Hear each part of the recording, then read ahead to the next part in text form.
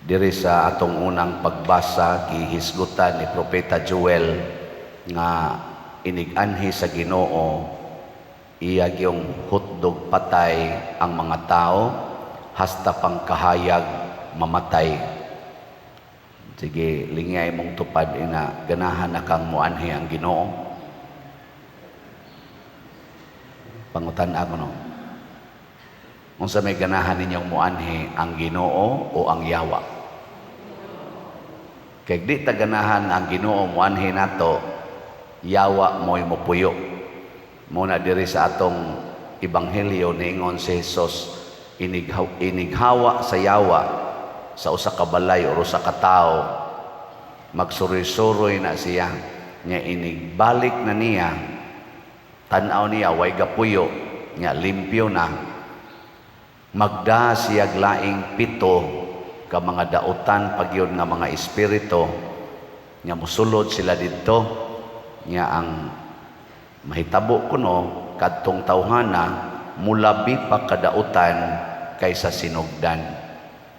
Ang pasabot ani mga igsoon, mahadlok ganita nga mopuyo ang Ginoo sa atong kinabuhi, ang Yawa mag-anam gyud kadaghan. Ngayon sa to'y buhaton sa Ginoo, kung mupuyo siya sa atong kinabuhi, iyatang patyon. Nga, gusto mo mupuyo ang Ginoo? Dili. Kisay gusto, tasang kamot. Nga, okay na mong mamatay? Oh, yan. Tanawa ang Ginoo, iniganhin niya, unsay iyang sulti. Pag-arigid niya ba? Iyang giingnan niya mga apostoles, kung gusto mong mosunod nako, biyaigid ng tanan, inyong balay, inyong amahan, ginikanan, asawa, bana, anak, uma, hastang inyong kaugalingon, biyai. Di ba? Patay man na. Ang makahimo ragyod ana, perfectly, ang patay. Kay ug mamatay na tabyaan ginang balay, biyaan ginatanan, waag yung ibilin. Hasta itong kaugalingon kaning lawas, madugta, patay lagi yun. So duha day ka klases kamatayon ang gipangita ni Kristo kung gusto tang muhari siya nato. Kanang kamatayon nga forced death o kanang gitawag og voluntary dying. Si San Pablo nagbuhat ani og ang tanang mga apostoles, hasta ang atong unang mga duha ka santos, hasta si Mama Mary, of course si Mama Mary mo gi number 1, nihimo sila niining gitawag og voluntary dying. Kana bang desisyon nga dili nako mawili sa tanang butang niining kalibutana except my union to Jesus or to God. Kana bang di na jud ka mawili sa imong mga bahandi or imong mga dungog or unsay kabtangan nimo aning kalibutana or kinsa na mga tao nga imong karelasyon aning kalibutana, nya mo sentro na gyud ka sa Ginoo. Nilingay imong tupad, inawa na ka mawili sa imong balay.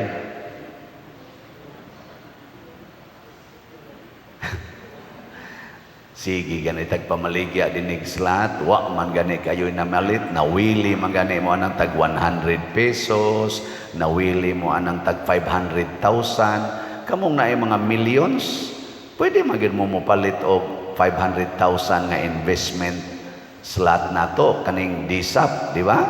Nya kamusang naay mga 1,000, pwede ra gyud mong mopalit aning tag 100 pesos nga slot na to, kaning holy pads o kaning emme, di ba?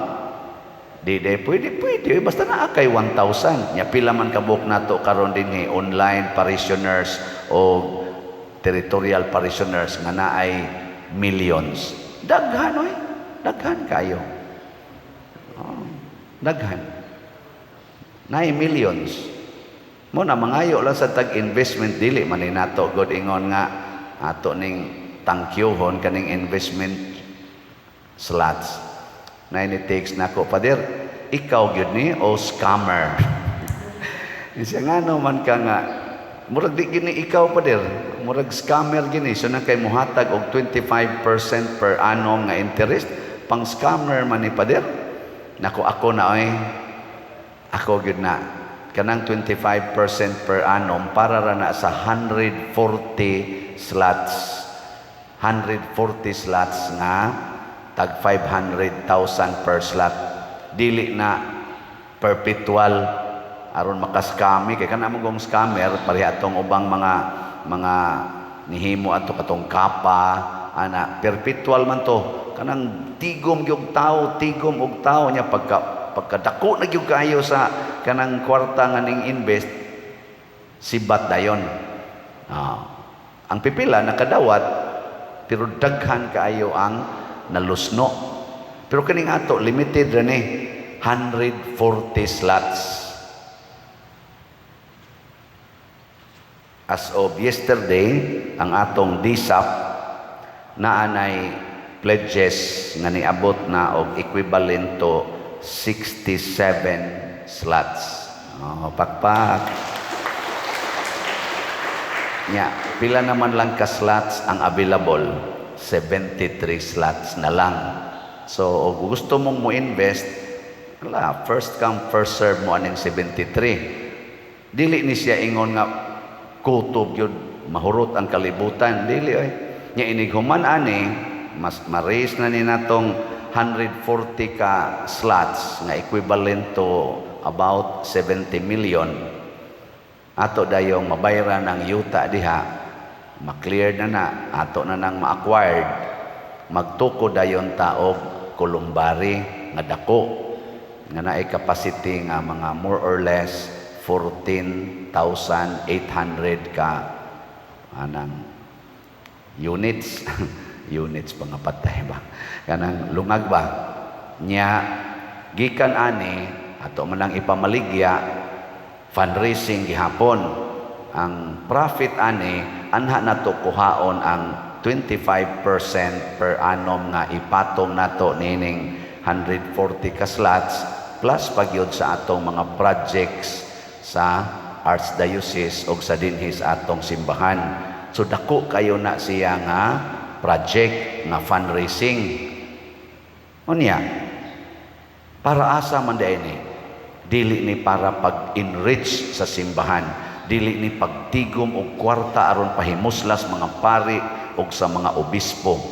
Kung dili pagtukod ni og mga struktura og mga centers for prayer sama sa atong giusas gipahinungdan ani ang diha sa garing konsolasyon nga pagatukuro nato nga divine mercy nga ni budget nag mga ang pagtukod lang sa imahin mga 158 million ato nang suwayag tukod niya dayon dinhis atong parokya ni apatay daghan dinhing mga developments nga himuon aron mahimo gining fully and beautifully operational sa atong mga pastoral nga mga paningkamot pag-administer mugasto panig mga doldool tingali mga 200 million kun ato yung tinud-on ni gasto dako pa kay ni sunan mo anang dagkuan ang kantidara nya ato ning gitan-aw gi-budget na ni nato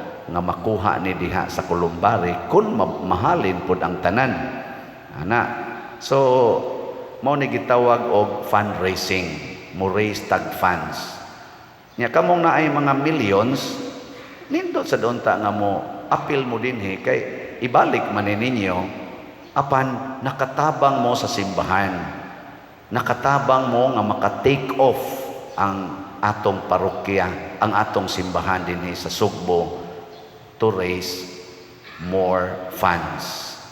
Pero di mo mutabang kay mo ingon mo ananda uban na lang anay uban na lang basig wa mo maminaw sa Ginoo basig attach kay mo sa inyong kwarta basig dili mo kamaong mupatay sa inyong gugmas kwarta nabitay ni text nako ako father bisag PWD nako karon di nako hapit kalihok nipalit yo ko sa imong slot kay believe kay kunimo kay transparent kay ka imo jong gisulti ang tanang mga angay nga mahibaw-an sa tao kung hain padong ang kwarta nga inyong na-raise diha sa parokya. Di ko mahadlok nganong mahadlok ba ko musulti ninyo nga ato maning kwarta si kita may simbahan, di ba? Uy, mura lagi mo malipay. Di mo malipay nga isulti na ko din hitanan. Kana. Nakibaw mo, giunsa na to paggasto, giunsa paghurot ang kwarta, gidapat sa simbahan niya. Gusto gyud mo detalyado, kay summarize naman itong pagsulti din adtuan ninyong atong finance council, adtuan ninyo sa opisina na nay complete record sa accounting, hain gina mo padong ang katapusang sintabo sa ato dinhing nakulikta sa gikan anang inyong ihog sa kulikta kanang na ang mga pamisas kasa mga sakramento kining atong mga donations hain ni padong gilista gina didto. Mao na ngano man tungod kay wa ta dinhi magnegosyo. Ang negosyo di man na mosultig pila ilang profit in details. Ang mga employers di man na mosulti kay hadlok man na sila strikean sa mga workers. Ug naman na sila isulti, gipadingan na gibutangan na nag mga depensa aron dili kayo maka-ignite ba og moingon din injustice man ana. So ila man sana business man na nila. Kaning ato di man ni business, unsa man ni fundraising. Ug mahumanan ni nato Grace manghunong ta. Ako gani unahuna nako iniguman ako Grace aning maong fans na magpuyo ko dito sa kahugan nga ako rang usay mo retire nako sa akong pagkapari kay mudagan man mga 5 years siguro ning kumbati iguman mo retire nako sa pagkapari aron dili nako assignan aning pag-raise og fans, di nako maproblema aning kuan kay anad biya in town kung maglakaw magsuga lag kandila, magkaon lag luyag asin, nga wagi tay hunahunaon ba? Kanyo karon din ning dagkuan ning hunahunay pero wa jud ko mga pressured. Ngano man simbahan man dili man ako personal sa simbahan man ako ra may nagmanage Muna, salamat kaayo kay ang ato sang Holy Pads, ang Holiness, Peace, and Divine Salvation para ni sa atong National Retreat of Priests karong November 7 to 9. As of yesterday, ang atong total nga halin ning abot na og combine na ni sa ato sang ACCRs nga kay kanimanggod ang nagpadagan gid ang atong mga charismatic associations nagipanguluhan sa ato dinhing ganing parishioner si Sister Faye Barino together sa Council of the Laity. Sila gid mo'y naghandle og mga charismatic communities nya nag-raise po sila dito funds in their own way. Kita din his slots ang ila dito wa ko kibaw giun sa nila pag-raise ilang funds pero ni-report sila din in the form of slots. Pasabot ang na-raise nilang kwarta gi-convert nila into atong slots nga tag 100 per slot. So ang atong na-raise din sa atong online o sa territorial parishioners 49,393. Yang ilasang na-raise dito nga na-report na to gahapon niabot sad og 11,611 slots at total of 61,004 slots. Pakpak. Nantana nikalit lag kadyutay ang ato na lang remaining slots karon kay sa Holy Pads 38,996 na lang. O gusto mo maka-appeal aron ma-bless pod mo aning panahon sa retreat sa 3,000 ka mga pari hala pamalit na mo nya sa ato sang MEG para ni sa atong pista ugma nga karon last day na maron tos nobina nahalina na pud taog 13,837 slots, 6,163 slots na lang ang nahibilin. So gusto mong maka-appeal pa 6,000 na ba basig karon ra ni kutob. So dali-dali na lang sad mo pamalit, di ba? Nangatog na mahino mo diha nga papalito noon mo mga tug na noon. Ingna imong tupad, ina nakaapil, nakagpamalit og slot, sige ka na, we. Naon na tag mulingi ba mo? Sige na, ligi na. O niya, sa atong 30 slot challenge, na natay 577 ka 30 slot challenge.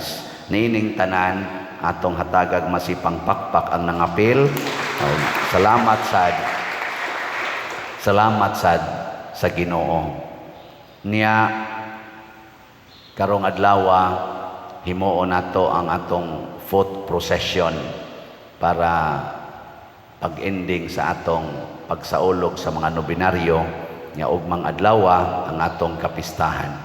Ang mahal nga birhen nagpakita sa iyang pag-alima nato kagabi, malampuson kaayo ang atong grand motorcade. Grabe ang participation sa atong mga chapels o mga organizations nga imbis nga naas pag-asa nga wanonon gyud kay gahapon wa giuwan nya karon sa kuno ugma og sa Domingo kusog sa kuno ang uwan. Ato na lang nang isalig sa mahal nga birhen og muuwan iyang pagbuot nga mga ligo kita maligo tang malinahon og malipayon nya kun pananglitan sa giyatang kay nindot magyud mag-celebrate nga way uwan nindot magyud nahibaw na masad ang birhen ana nahibaw na sad si San Vicente Ferrer nahibaw na sad ang Ginoo nga mas nindot gyud maghimo tag prosesyon nga way uwan ug ilas ang ihatag di na ta mo question ana ihatag gyud na sa birhen why imposible niya di ba pero dawat kitag unsay ihatag dili ta mingon wa may imposible nimo Lord ay gyud pauwan na yung Ginoo di nana kamo nay gadiktar nako why imposible nako pero ako'y magbuot ana na siya ang kinaiya sa mahal nga birhen mo na diri sa atong ebanghelyo ningon si Jesus nganong inyo manggipasanginlan nga si Beelzebul mo'y naghatag nako gahom ang gahatag nako gahom mao ang Ginoo maong nakapapahawa kog yawa pero ako'y magbuot kung ako ba mong pakitaon nga gipapahawa nako ang yawa nagmilagro ba ko or ako bang ialaw nga kamo magantos apan kinsa may tinuod nga magantos ang gipuy-an og yawa kinsa may gipuy ag yawa kadtong mahadlok mosunod sa sugo sa Ginoo nga nag-ingon biya gyud ang tanan pagpakamatay diha sa imong mga sala kay kani manggong sala mga igsoon mao man ang attachments to this life to this world kana bang mawili ta aning kinabuhian kana bang magsige tag ingon nga ayaw sa okay na kag mamatay not now hibaw mo jud kung naa mamatay makita not now kana mo ginay number 1 na masudlan kag sala anha gyud ka diha makuha sa yawa not now nya lingi katapusan imong tupad ingka sugot ka now na ingna kano inasugot ka now na kay mao man ginay ato ang kawili man ingno nato kamo gapuyo-puyo mamo pagbuwag lang kuno mo ay lang sa pader not now di pa ko ready nangabit man gyud ka biyae kuno na imong kabit pader not now sige man kag suyop biyae na imong suyop kana imong sugal biyae na naa mo gid akong nahuna pader nangilad gini pero ayaw usa karon ana di ba hunungan na kay ang kamatayon moabot nato bisan unsang orasan muna usahay naguulta nga nasakit og kanser ang atong lawas pero minus kaayo ang naguol nga nasakit og kanser ang iyang kalag dunay mortal sin ang iyang kalag nga buta na kanang magmisa ko og kana mga patay mingon dayon ang sakristan 40 maning tao padir pila ka buok ato aning kana ganing i-consecrate ako din tanaw ng mga naong ako kani pulos-pulos kini sadaan ako kuan lang anang sobra man ni gatos pa din ako alang dia 30 ka buok na naa pag sobra.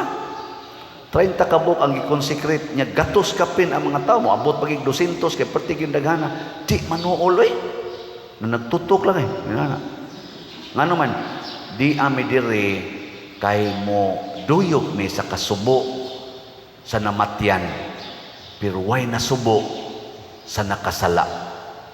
Naghilak mi kay namatay ang among anak, pero ang among pagpuyo-puyo, ang among way kasal, wa mi manghilak niini. Ang amo rang gihilakan nganong namatay ning among anak nga bata pa kaayo. Pero ang among pagpuyo nga sudas pila ka tuig, wa mi kasal, wa mi maguol. Hilaki ninyo ang inyong mga sala, matod pa ni Propeta Joel. Pag minatay kamo tungod sa inyong kalapasan sa Ginoo, gisia ang inyong kasing-kasing, dili ang inyong mga biste. Muna mensahe ni Propeta Joel. Nindog na ta.